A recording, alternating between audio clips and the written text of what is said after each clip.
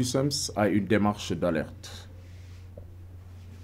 Le 13 octobre 2018, nous avons adressé une lettre au Premier ministre. Dans cette correspondance, tous les points consignés dans le protocole d'accord en date du 30 avril 2018 ont été recensés et portés à la connaissance de l'autorité. Et nous avons également, il y a eu des ampliations au ministre de l'Éducation nationale, au ministre de la Formation professionnelle, à la présidente du Haut Conseil du dialogue social, aux partenaires de l'école, à la COSIDEP, aux parents d'élèves. Notre objectif, c'est d'alerter. C'est une démarche anticipatoire qui consiste à dire aux autorités de prendre toutes les dispositions afin d'éviter d'éventuelles perturbations dans l'espace scolaire. Et c'est une tradition au CUSEMS. Chaque année, en début d'année, nous adressons une lettre au Premier ministre. 2 mois après le dépôt de cette lettre, il n'y a pas une évolution significative des revendications. Je voudrais dire de la prise en charge de la matérialisation des revendications des enseignants, notamment du CUSEMS. Nous avons déposé alors un préavis. Et dans ce préavis, figure en bonne place le respect du protocole d'accord du 30 avril 2018, mais également le paiement des indemnités du BAC et du BFM.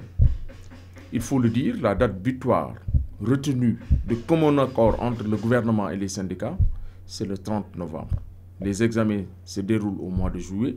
Les enseignants sont les seuls agents de la fonction publique à accepter d'attendre 5 mois après avoir effectué une mission pour percevoir leurs indemnités. Et pour nous, c'est une honte à la limite parce que c'est inadmissible que l'État soit dans l'incapacité de payer ses indemnités. Lors de la séance de monitoring organisée par le Premier ministre, nous avons fait le point ensemble. Et il s'est trouvé que le gouvernement doit 203 millions aux enseignants en termes de paiement d'indemnités du BAC. Mais ce qui est paradoxal, c'est que au même moment, le gouvernement du Sénégal a offert 500 millions à la CAF. Nous n'avons rien contre la CAF, mais nous pensons que celui qui peut le plus peut le moins. Et la CAF est plus riche que le Sénégal. C'est une question de priorité. Et pour nous, donc, l'école n'est pas une priorité pour nos autorités et il n'y a pas de volonté politique. Et c'est pourquoi nous avons déposé ce préavis. Mais au moment où je vous parle, pratiquement dans le département de Rufisque, tous les lycées sont en grève. Et même dans le département, également le lycée de Thiaroye.